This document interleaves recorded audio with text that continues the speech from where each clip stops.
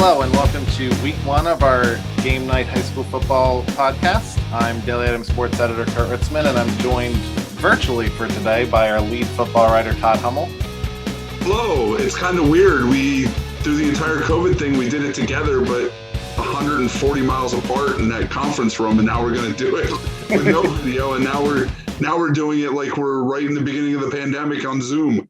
Yes, well, safety first.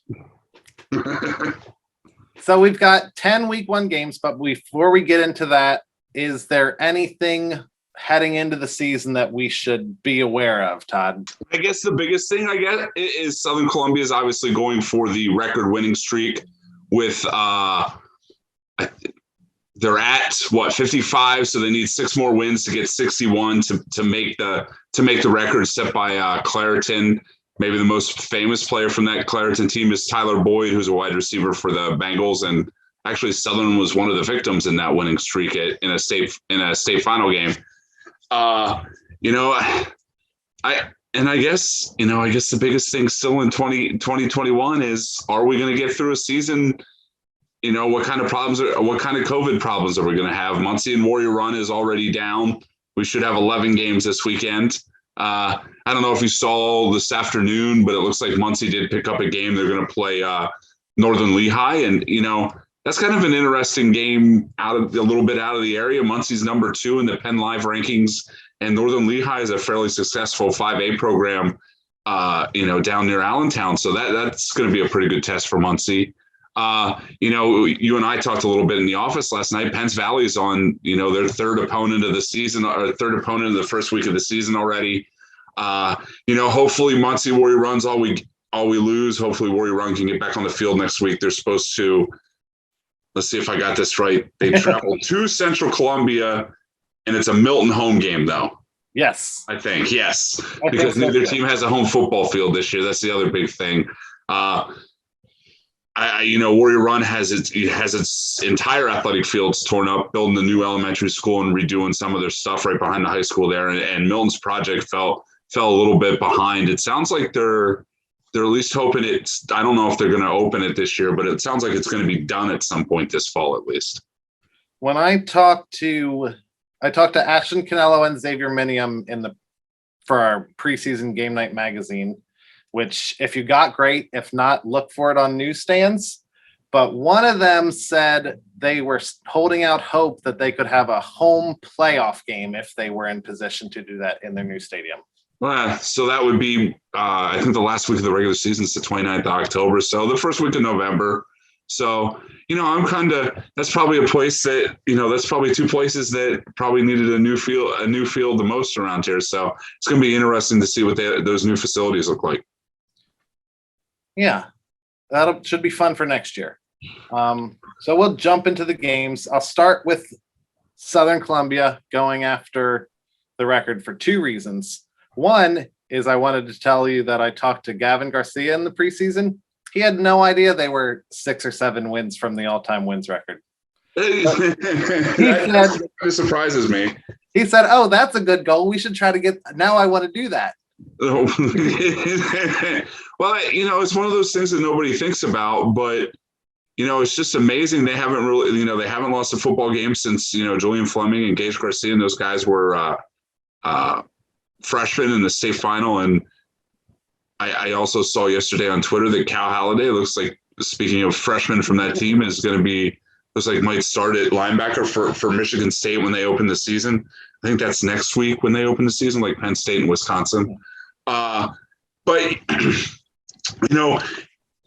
it's going to be another really good Southern football team. We get these chances for these non-league games. Berwick to open the season. I think Wyomissing is October 3rd.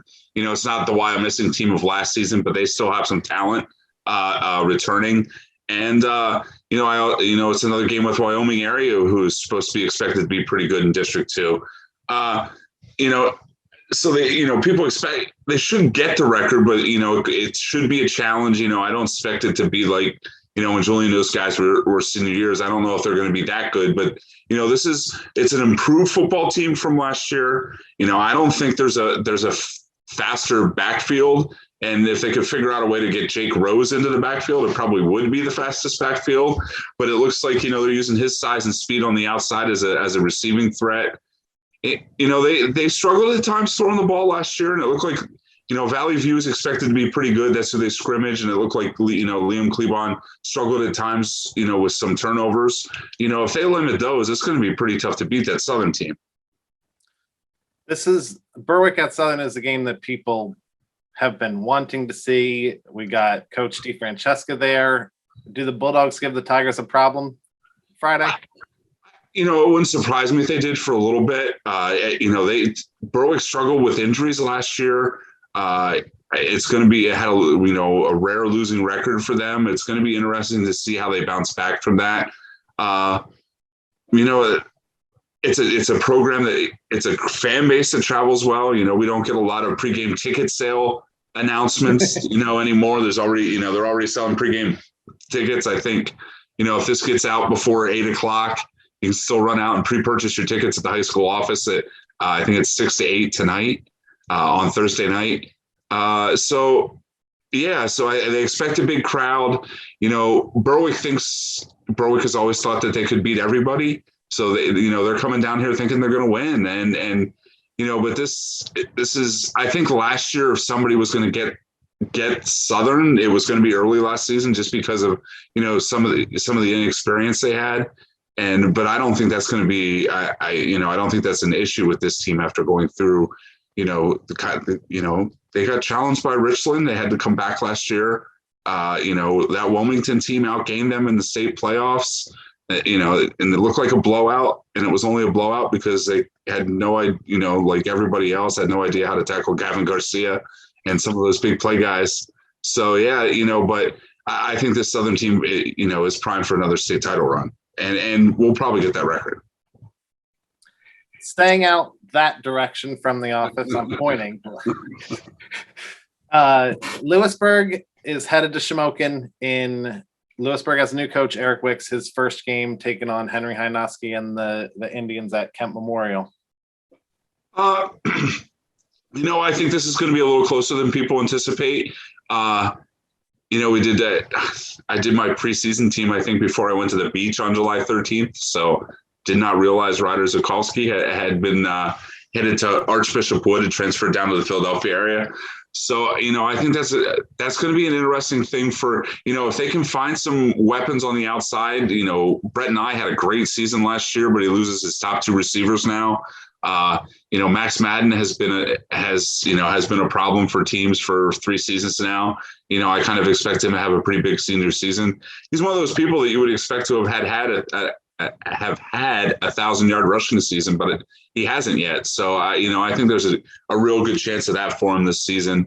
I expect Shamokin to challenge, Jersey Shore for the top spot in Division I. I don't know right now what to expect out of Lewisburg. There's a lot of talent there. Owen Ordonez, is a returning All-State player. He's headed to Lafayette to play. He's a pretty good defensive end. Jacob Hernandez, who's more known for his basketball abilities, is playing a little defensive end for the Green Dragons. His dad was a real good football player for Selinsgrove, Isaac Hernandez. So that's somebody to look out for. And of course, Cam Michaels and Ethan Dominic have been, real good football players since their freshman seasons. Cam's a junior now. Ethan's a senior. If they can get the ball in their hands, get a little bit of blocking. They have some big play guys, a good defense. Lewisburg was probably a surprise at 2-6 last year. Don't be surprised if, they're contending for a playoff spot this season if they can come together and play well. One of the things I'm interested to see is how Wade Young does at quarterback for the Green Dragons after transferring over from Milton. I expect him to start Friday night. Well, the interesting thing about that is with that PIAA rule, he's not eligible for the playoffs. So, when you make that decision, I don't quote me 100%. There could be there's reasons that he could transfer that they would allow him to play in the playoffs. So I don't know the reason, I don't know the reasons for the transfer, but, if he's not eligible to play, it happened to him in basketball with Hernandez last year, who averaged 17 points a game, but because he transferred from Shikellamy to Lewisburg, he couldn't play in the playoffs, and they got eliminated in the first round. So, do you take the 6-2? Oh wait, you only played 8 regular season games last year. We're back to 10. Do you take an 8-2 season, a 7-3 season, and then take your chances once you get to the districts with your backup quarterback? So that's probably something we'll have to keep an eye on a little bit later on in the season. We're doing games geographically in my head this week. So all right. So from Shamokin, we're going to Mount Carmel. They're hosting North Schuylkill in a non-league game. I'm a little concerned because I know how your geography is a little iffy in an area you're not from. We're gonna see. I didn't know if we were going in actual geographic order. Obviously the big thing is, how does Mount Carmel kind of come back from last season where, they 3 games in, they get shut down for the hazing scandal. And they were one of the few teams that had some COVID issues last year too, where they ended up having that. I think they couldn't go up to Loyalsock, I think it was, to open the season, and ended up playing like Monday and Friday. We're going to play, before they got shut down. This is going to be a battle of 2 big offensive lines. Mount Carmel has Matt Kelly, who's over 300 pounds and 6'6". Matt Chicatano's back. Why am I blanking on it? Nick Natesco. So they have 3 offensive linemen that have played for them since they were freshmen. They're all juniors. It's going to be interesting. Maybe they lose, don't be surprised if they lose to North Schuylkill and they're like, it's Mount Carmel. But I think this is going to be a real good football team, once they get into their league schedule. And, North Schuylkill and Southern Columbia are probably the 2 best teams that they will face in, between non-league and Division III.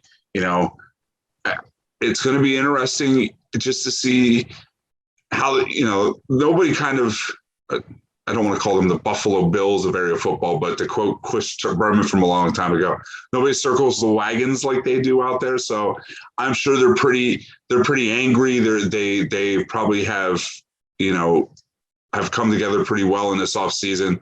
So I expect Mount Carmel to be pretty good. As a little, I don't want to say a little surprised, but Danville, we'll get to Danville in a little bit. Danville scrimmaged North Schuylkill and did pretty well. So North Schuylkill is a preseason number 1 in PennLive.com. So the Spartans are probably the favorite in this game, but I'm really interested to see how this Mount Carmel team matches up against them, especially since I think they're going to be pretty good this season. One of the things from the preview that Mount Carmel talked about was all the work they did in the weight room. Matthew Chicatano set their program record for combined 3 weight lifting, and there were a bunch of guys who set like position or class records. So I know that they've clearly put in a lot of time to get stronger over the offseason. Well, I really didn't have much to do. I mean, they were done. Their offseason started at the beginning of October. I mean, it was probably pretty much a relief to get out and probably enjoyed HEDAC. Okay, continuing our tour of the coal region. I think the game you're going to on Friday night, Selinsgrove headed to Pottsville for a non-conference 4A clash. We were talking last night, and I texted Harold Raker, our retired sports editor. I think this is the first meeting between Selinsgrove and Pottsville ever, and it's 2 programs that are kind of the same size and have really been successful over the last 15 or 20 years. Selinsgrove's big question mark again going into this season is its offense. They really struggled to score last season. The defense was real good. I expect the defense to be real good again this season. Coach Hicks was looking at 3 different quarterbacks before the season starts.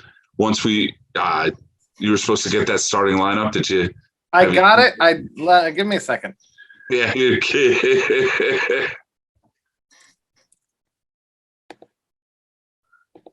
Selinsgrove quarterback, right? Yes. Okay. Boy, I hope this gets edited. Yeah, well, this is one of the advantages of doing it at our computers. All this information at our fingertips. Yeah. Quarterback, I got I got Mark Pastor, Oh, interesting. who I don't believe was one of the three I thought was competing for the job.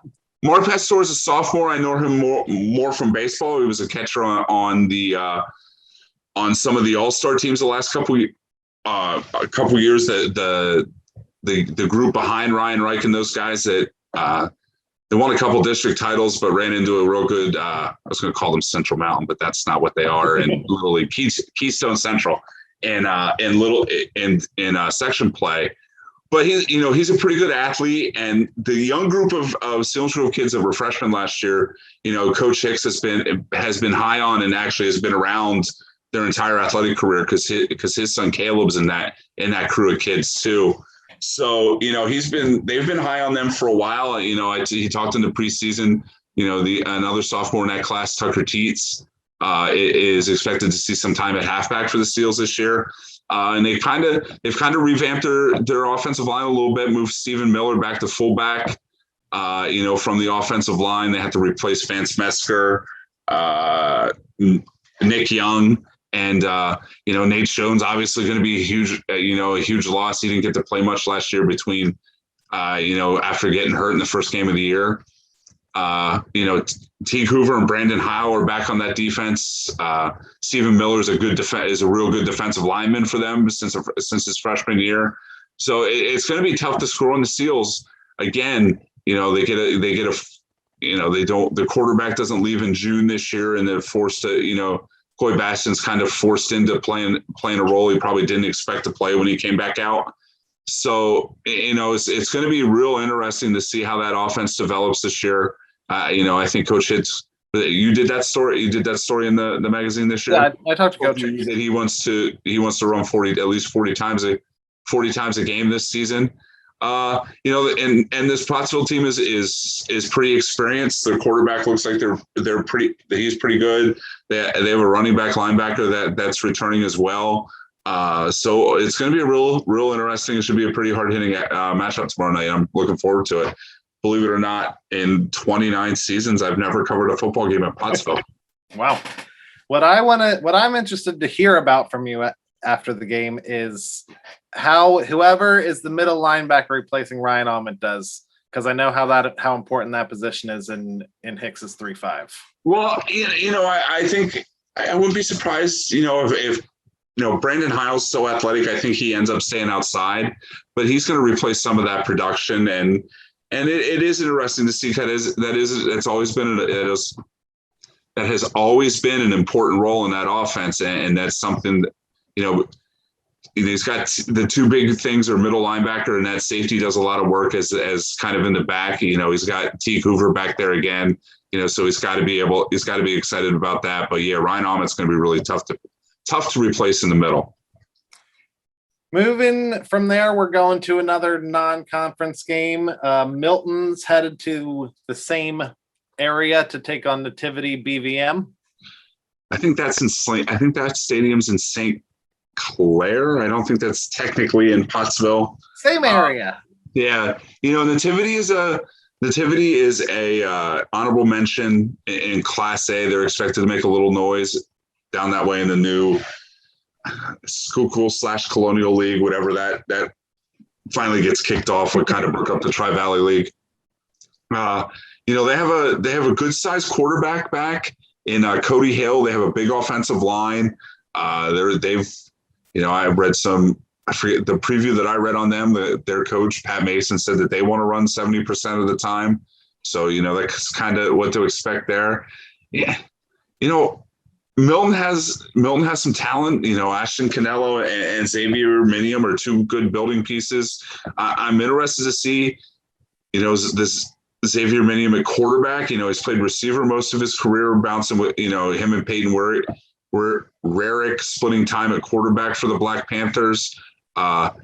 It's kind of the same thing as last year for Milton. You kind of see, you look at it and you kind of see if things go well, they could do some things, but, it's going to be tough playing a lot of your games on the road this season, like beginning next week, up at Central Columbia for a home game. It looks like those two teams, if Danville's on the road, are going to try and play at Danville most times. So that's at least close. That's at least in proximity for both those teams. I'm sure it's hard to find places to practice. I saw some pictures from the Warrior Run Facebook page, football Facebook page, where it looks like they were at a park somewhere trying to practice. So that's got to be real tough for both of those coaches this season. This is going to be an interesting test, Milton. If they can hang in this game, and this game is close, it's going to tell them a lot, and probably about how their season's going to go. And this is a nativity team that opened their season last year by upsetting Pottsville when none of these schools could do non-league games. Wow. So Milton and Selinsgrove played, and Pottsville and BVM played. Nativity played. So yeah. So this is just kind of this is going to be a good test to see kind of where Milton is at for 2021. From St. Clair, we're going to go to a former TVL game. Line Mountains headed to Juniata. It's not an awful trip if it's St. Clair to Mandata, but it's Line Mountain at Juniata, so I don't know if I want to go to St. Clair out to Mifflintown. With the TVL not around, we didn't see much of Juniata last season, but they ended up winning the District 6. I think with their co-op with East Juniata now, they end up 4A, so they were the 4A champs and ended up losing by a point to Oil City in the state playoffs. So, they had a real nice season last year. Jacob Kondo I think he's a senior this year. He's a 4-year starter quarterback for him. His dad, Kurt, is the coach. They throw the ball way more than they used to under Gary Klingensmith. Yahil Ortiz was their leading rusher, or second leading rusher, I believe, and their leading receiver. He's back. So they have a fairly potent offense. It's going to be interesting. Sounds like Coach Brandon Carson's going to try and make a living on defense, so they kind of figure out what they're going to do on offense. With they lost Jacob Feast and Garrett Laudenslager, who both rushed for 1,000 yards last year. I think Juniata probably gets this one. I think it's probably going to take a couple weeks for Lime Mountain to kind of figure things out a little bit of what they want to do.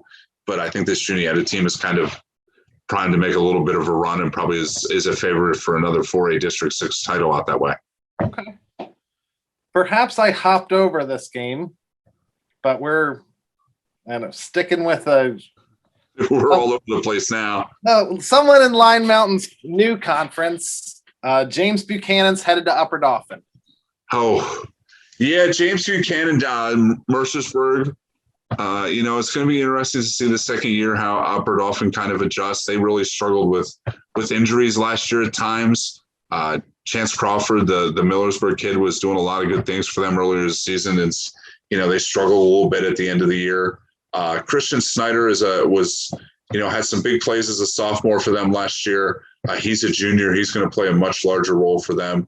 Buchanan's kind of a struggling program. This is probably a real good way for Upper Dauphin to start off. The Trojans probably win this one pretty easily. From there, we're headed back to close to where I'm sitting. Pac 1 game. Shikellamy hosting Central Mountain. Last year's opener, Central Mountain kind of shocked the Braves and started a very surprisingly good season for the Wildcats. Yeah, the Wildcats are now coached by Shannon Manning. He's a former coach out at Bellefonte. He came over from Bellefonte. I don't know what the plan is at Central Mountain, but they have some talent back. Michael Wallizer was a good fullback linebacker for them. They really made their living up front last year. I think it was 4 seniors on that line last year. So that, going to have to find us some replacements for that.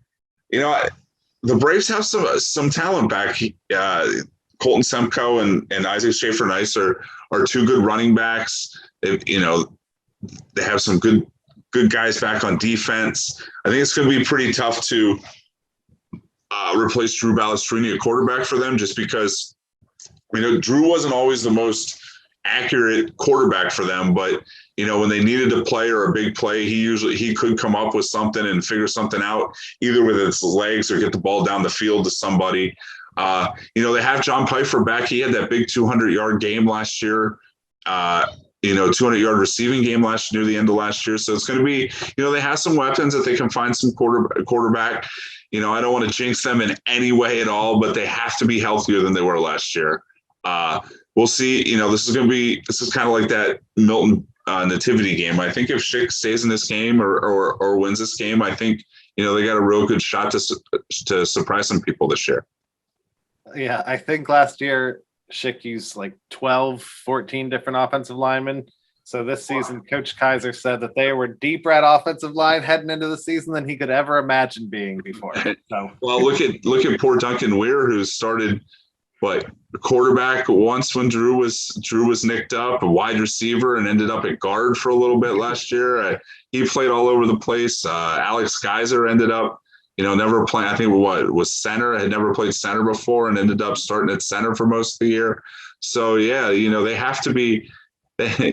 Sometimes that adversity pays off the next year when all of a sudden that kid that was the 11th offensive lineman ended up having to play 40 snaps last year. Let's head to a game with two Valley teams, both bringing in new quarterbacks. Danville headed to Mifflinburg. I was just gonna say this was a roundabout trip, man. We went to the coal region. We circled around to TVL. Now we're coming back up the river and finishing off in Almedia after we do the game. So yeah, Danville obviously has a big hole to fill at quarterback with KJ Riley. Mifflinburg is looking to replace Jacob Wrights. Zach Gordon's going to start for Danville. He was an all-league safety last year for them. Real good athlete. Kind of a little different quarterback than KJ. KJ was pretty mobile, but Zach's probably a little bit more mobile than KJ was last year. Zach's arm strength probably is not quite as good as KJ's. But, with Carson Persing on the outside, they're really excited about what Aaron Johnson, who was a freshman tailback that played a lot at the end of the year when Ty Stoffer got hurt. He's going to be a slot receiver. Mason Rout, their all-state linebacker, is kind of going to be the in the X role that Ian Persing was in last year. And then the other Persing brother is back in Carson Persing, who's, I think needs like 20 yards to have 2,000 yards in his career in this game. And, he's showed off a lot of what he can do in the state playoffs last year. He ended the season with 1,000 yards receiving and 14 touchdowns. On the Mifflinburg side of things, Troy Dressler. I told Jason yesterday I was going to do it. So Troy Dressler looks the part, and the reason why I called him Tony is that was the former Selinsgrove player at Lockhaven is number 12, and they're both about the same size. Troy's 6'3", 200 is a sophomore. He looks the part at quarterback. He's still got to learn some things.